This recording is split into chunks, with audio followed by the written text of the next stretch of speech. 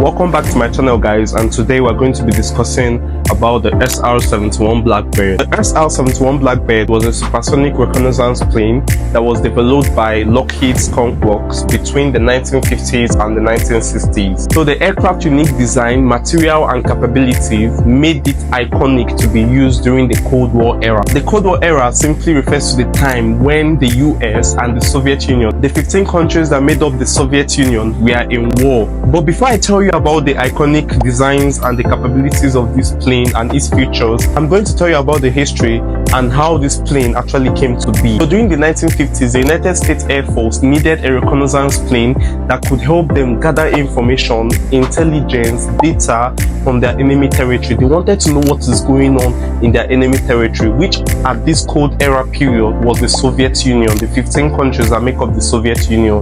But the simple trick that they needed here is that not only that they needed a plane that could gather information for them, they needed a plane that could gather information for them undetected. And because of this single reason, the SR-71 Blackbird actually came to mind. So the US sends the U-2 spy plane to the Soviet countries to actually know what is going on and to know how strong they can be able to defend their territory, to know how strong their airspace is. And they sent it for a while. It wasn't struck down at all, but the US thought that they were actually gaining over the strength of the Soviet Union, because I mean, they sent the U-2 spy plane and it hasn't still been shut down after a while.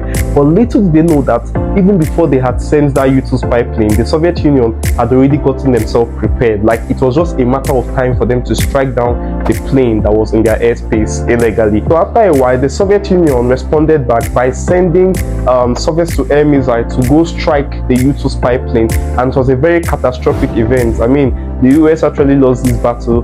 This was just a proof to them that the Soviet Union had a strong airspace. It only took time for them to, clear off whatever is an enemy in their territory. And due to this singular reason, the US was now in search for a plane that could go into the airspace of their enemy territory and get information for them undetected. That is why the SR-71 Blackbird came into conception. And all they just needed from this plane was three major things, which is speed, altitude and stealth. SR-71 Blackbird was able to fly at Mach 3.2, which is approximately 3 times the speed of sound.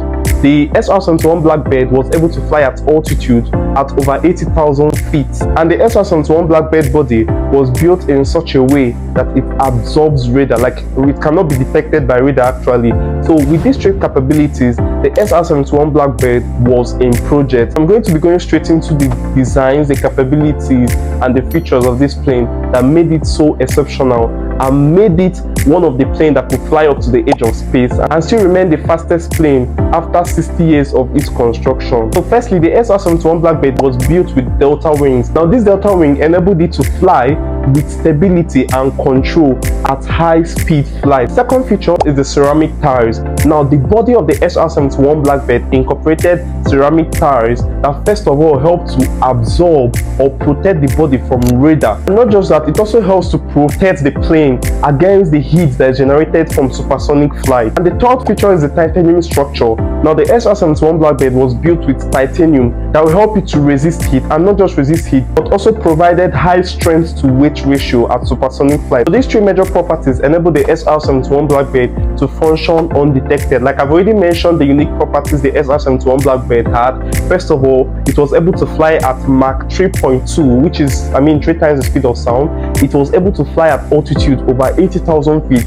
and it had stealth capabilities which enabled it not to be detected by radar in the airspace. And not just that, the SR-71 Blackbird also had the reconnaissance capability. That means it was enhanced with sensors and cameras to enable you to get high resolution images and sensor intelligence. And you might be wondering what fuel the SR-71 Blackbird used to function. The SR-71 Blackbird used a unique fuel called JP7. It had high flashing points, enabling it to be less volatile and reduce the risk of fire during supersonic flight. And also the SR-71 Blackbird had low vapor pressure that prevented the fuel to boil off during supersonic flight. Well, after the Cold War era, the SR-71 Blackbird retired in 1998 and is now stored in various museums across the world, including the National Air and Space Museum in Washington, D.C. If you found this video educating, don't forget to hit the subscribe subscribe button, to turn on your notifications so that you can get it anytime I shoot a new video, to like, to share, and comment on anything you really want to know. And also, if you're a returning subscriber, welcome back to my channel.